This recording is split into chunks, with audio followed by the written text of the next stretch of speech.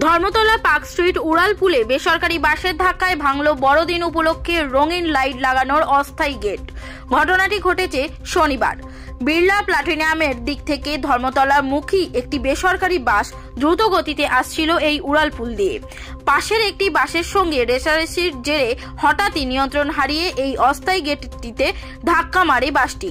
ঘটনার জেরে বাসের চালক এবং বাসের কয়েকজন যাত্রী অল্প বিস্তর চোট পান, কেউ হতাহত হননি। ঘটনার সঙ্গে সঙ্গেই দ্রুত ছুটে আসে কলকাতা পুলিশ এবং সাউথ ইস্ট ট্রাফিক গার্ডের কর্তারা। বাসটি পুলিশ আটক করে নিয়ে গেছে। রেকলেস ড্রাইভিং এর অভিযোগে নির্দিষ্ট ধারায় মামলা রুজু করা হবে বলেও পুলিশ সূত্রে জানা গিয়েছে।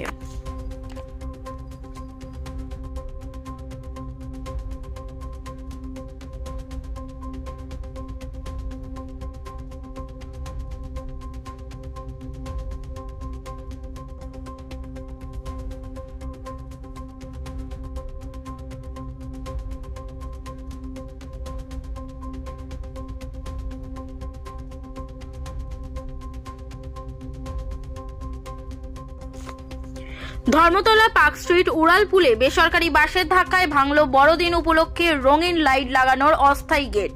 ঘটনাটি ঘটেছে শনিবার। বিড়লা প্লাটিনামের দিক থেকে ধর্মতলা মুখী একটি বেসরকারি বাস দ্রুত গতিতে আসছিল এই উড়ালপুল দিয়ে।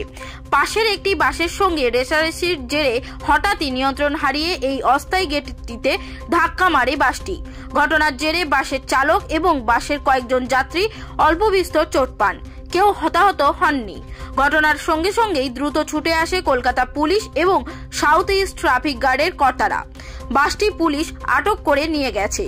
রেকলেস ড্রাইভিং এর অভিযোগে নির্দিষ্ট ধারায় মামলা রুজু করা হবে বলেও পুলিশ সূত্রে জানা গিয়েছে।